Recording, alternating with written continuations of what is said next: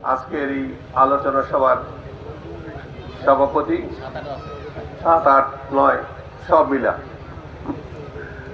উপস্থিত আছেন আমাদের দলীয় নেতৃবৃন্দ, আমার প্রাণপ্রিয় মুরব্বীরা, আমার সমবয়সী ভাইরা, আমার যুবদল, ছাত্রদল, স্বেচ্ছাসেবক দল, শ্রমিক দল, কৃষক দল, জিয়া পরিষদ, মহিলা দল এবং আমার মা বোনরা, আমার মুরব্বীরা, আসসালামু আলাইকুম। হিসাব পরিষ্কার, উন্নয়নের সপক্ষে ভোট দিতে চান না উন্নয়নের বিপক্ষে ভোট দিতে চান? উন্নয়ন চাইলে শফিকুর রহমান কিরণ যে উন্নয়ন করেছে সেটা কি প্রমাণিত না প্রমাণিত না? তার মানে আল্লাহর রহমতে আমি আপনাদের কাছে যা প্রয়োজন তা আমার ব্যক্তিগত তহবিল থেকে এতদিন কাজ করেছে, এটা তো সঠিক নাকি?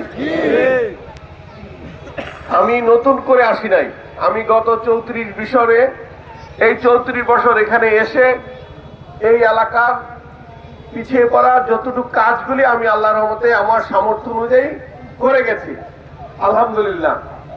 এখন আমরা বিভিন্ন সময় নির্বাচন করেছি, বিভিন্নভাবে কলা কৌশল করেছে। সেই সময় আমরা ছোট ছিলাম, আমাদেরকে দালাই ফানাই করে একটা বুঝ দিয়ে নিয়ে গেছে।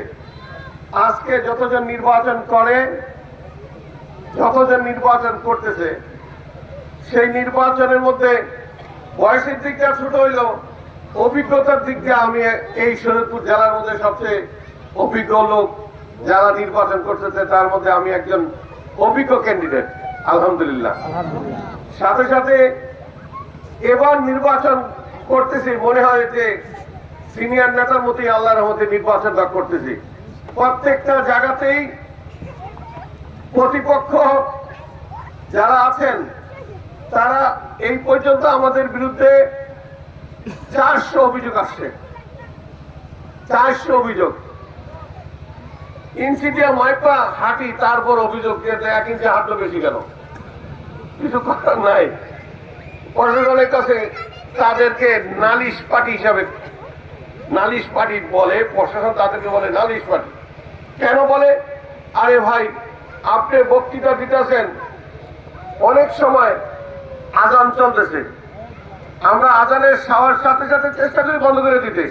2-1 সময় বলা হয় বক্তব্য এখন দেবো না, আজানের পরে। এই কথাটা তো বলি আমরা, আজান চলাকালীন এই কথাটা বলি।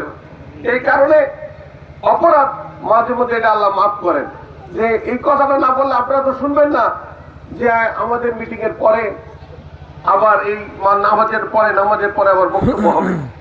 এই কথাগুলির কারণে অনেক সময় অভিযোগ হয়েছে। তো যাই হোক, আমরা খুব ঠান্ডা মাথায় এটাকে মোকাবেলা করছি। আপনারা এতটুকু প্রস্তুত থাকেন, এই নির্বাচন অত্যন্ত গুরুত্বপূর্ণ। এই নির্বাচনে এই যারা আমাদের বিপক্ষে এখন দাঁড়িয়েছে দলটা, তারা তারেক সাহেব বাংলাদেশে আসার আগে বলছে বাংলাদেশে তারেক সাহেব আর কোনোদিন আসতে পারবে না। অনেক জোরে জোরে বক্তৃতা বলেছে, বলছে তারেক সাহেব আমরা ক্ষমতা চাই, আমরা যে কোনো বলে ক্ষমতায় যেতে চাই, এই কথা বলেছেন ওই দলের প্রধান, আপনারা সবাই শুনেছেন। আরে ভাই, ভোট দিলে না ক্ষমতায় যাবেন, ভোট না দিলে কেমন যাবেন? কোনো পথ আছে? অন্য কোনো পথ নাই তো। গণতান্ত্রিক রাষ্ট্র ব্যবস্থায় একমাত্র ক্ষমতায় যাওয়ার পথ হল জনগণের ভোটের মাধ্যমে ক্ষমতায় যেতে হবে। এখন যদি বলেন যে কোনো বলে, আবার কোনো মূল্য, আবার পথ কোনটা আছে?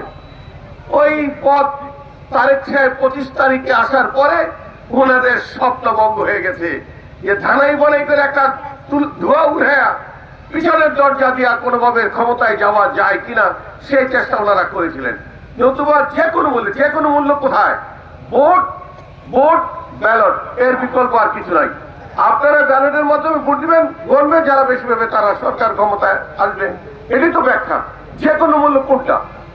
অতএব যা বোঝা যাচ্ছে যে ওনাদের রাজনীতি এই স্বাধীন বাংলাদেশে গত 100 বছর যাবৎ করতেছে না, 100 বছর যাবৎ এই স্বাধীন বাংলাদেশে দল করতেছে না। এই বাংলাদেশের স্বাধীনতার আগের যে দলগুলি, সেই দল টেনে নিয়ে যাচ্ছে ওনাদের। তাও আবার ওনারা অনুমোদন পেয়েছেন কবে? স্বাধীনতার সাথে সাথে পান নাই। দীর্ঘ কোর্ট মামলা, তাও বিএনপির বদলে ওনাদের পার্টির রেজিস্ট্রেশন পেয়েছেন।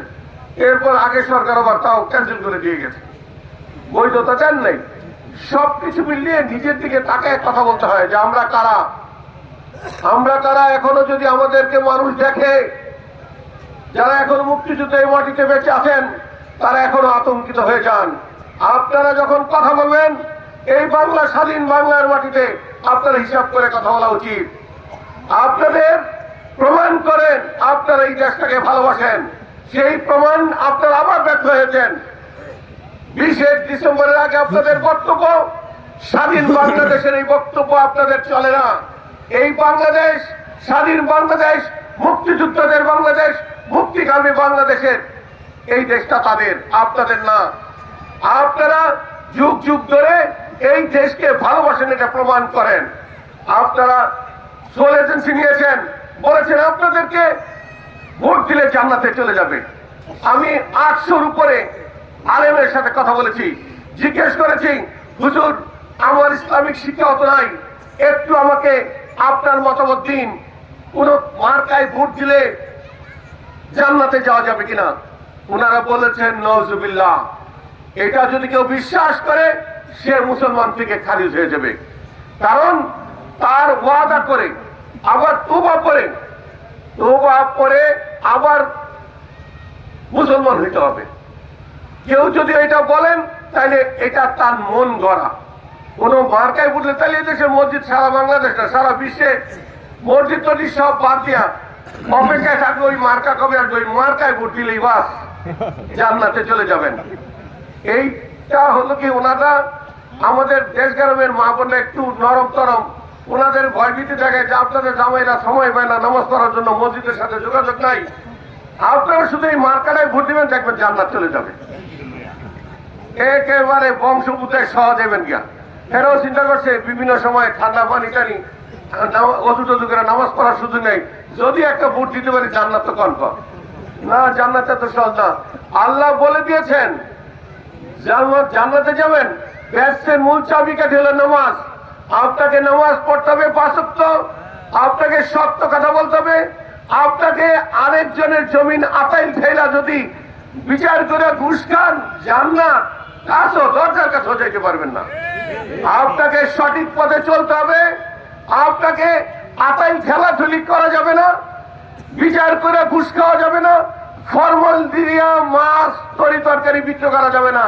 মাপে ঢালত দিয়া বলবেন যে আমি 5 ওয়াক্ত নামাজ পড়ে আসি, ওয়াক্তে নামাজ পড়ি আর কেজিতে 900 গ্রাম দিবেন, জান্নাতে যাওয়ার সুযোগ নাই। এরপরও মানুষ 100 বার ঠিক রেখে 5 ওয়াক্ত নামাজ পড়ে,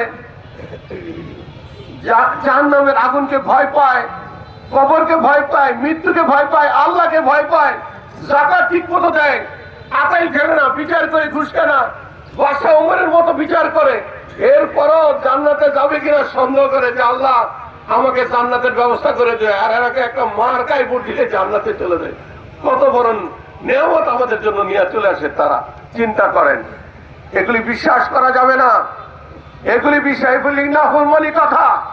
আমরা যারা মুসলমান, আমরা যারা আল্লাহ তাআলায় বিশ্বাস করি, আমরা যারা কোরআনে বিশ্বাস করি, আমরা যারা মৃত্যুর পরে আমাদের বিচার হবে এটা বিশ্বাস করি, আমরা যারা বিশ্বাস করি জাহান্নামের আগুনকে, আমরা যারা বিশ্বাস করি আমাদের আমল নাম আমাদের কথাগুলি বলবে।